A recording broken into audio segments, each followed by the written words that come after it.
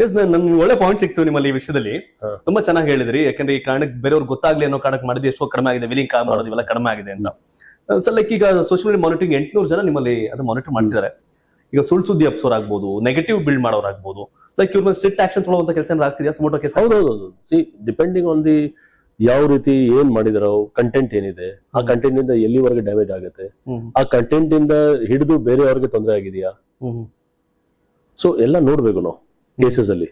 So ಪ್ರತಿಯೊಂದು ಕೆಲವು ಸಣ್ಣ ವಿಷಯ ಇದೆ, ಸಣ್ಣ ವಿಷಯ ತಕ್ಕಂತೆ. ಯಾಕಂದ್ರೆ ಯಾರು ಹೆಣ್ಮಕ್ಳ ಬಗ್ಗೆ ಯಾರು ಕಾಮೆಂಟ್ ಆಗ್ತಾರೆ, ಟೆಕ್ಸ್ಟ್ ಮಾಡ್ತಾರೆ, ಅದಾದ್ಮೇಲೆ ಅವರು ಸೂಸೈಡ್ ಮಾಡ್ತಾರೆ, ನಾವು ಲಿಂಕ್ ಮಾಡ್ತೀವಿ, ಲಿಂಕ್ ಮಾಡಿ. ಹೌದು, ಖಂಡಿತ.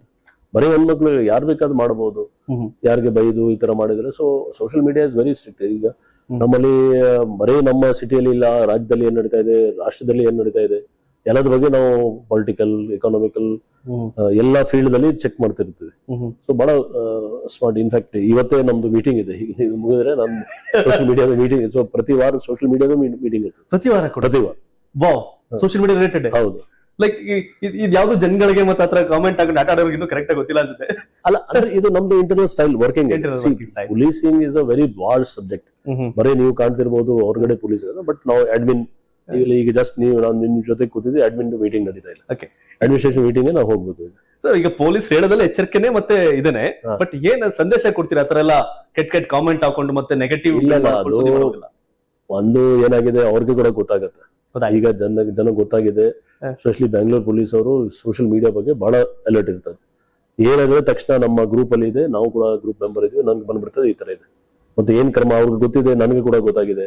ಕ್ರಮ ತಗೊಂಡ್ಮೇಲೆ ನಮ್ಗೆ ಮಾಡಬೇಕು. ಅದೇ ರೀತಿ ಅವ್ರವ್ರ ಲೆವೆಲ್ ಅಲ್ಲಿ, DCP ಲೆವೆಲ್ ಅಲ್ಲಿ, ACP ಲೆವೆಲ್ ಅಲ್ಲಿ they are very alert to this issue. And ಯಾಕಂದ್ರೆ ಏನಾಗ್ತದೆ, ನಾನು ಏನ್ ಹೇಳಿದೆ, cyber crime, this part of cyber crime. Yes. So cyber crime ಇದು ಒಂದು ಕಂಟ್ರೋಲ್ ಮೆಷರ್ಸ್ ಇದೆ.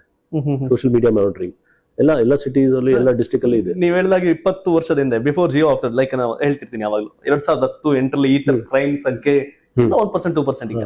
ಬಟ್ ಈ ಕ್ರೈಮ್ ತುಂಬಾ ರೈಸ್ ಆಗ್ಬಿಟ್ಟಿದೆ. ಈ ಕಂಪ್ಲೇಂಟ್ಸ್ ರೈಸ್ ಆಗ್ತಿರೋದು ಈ ವಿಷಯದಲ್ಲಿ. ಈಗ ಕಂಪ್ಲೇಂಟ್ಸ್ ಅಲ್ಲ, ಈಗ ಒಂದು ಏನಾಗಿದೆ interesting, number of cyber crimes ಕಡಿಮೆ ಆಗ್ತಾ ಇದೆ, ಅದ್ರ ವ್ಯಾಲ್ಯೂ ಜಾಸ್ತಿ ಆಗಿದೆ. ಓಕೆ, ನಂಬರ್ ಆಫ್ ಕ್ರೈಮ್ಸ್ ಕಡಿಮೆ ಆಗಿದೆ, ಯಾಕೆ ಜನ ಅಲರ್ಟ್ ಆಗಿಬಿಟ್ಟಿದ್ದಾರೆ. ಅದು ಒಂದೆರಡು ಕೇಸಲ್ಲಿ ಕ್ರೋರ್ಸ್ ಹೋಗ್ಬಿಡುದು, ಅದು ದೊಡ್ಡ ಒಂದು ಸಮಸ್ಯೆ ಇದೆ.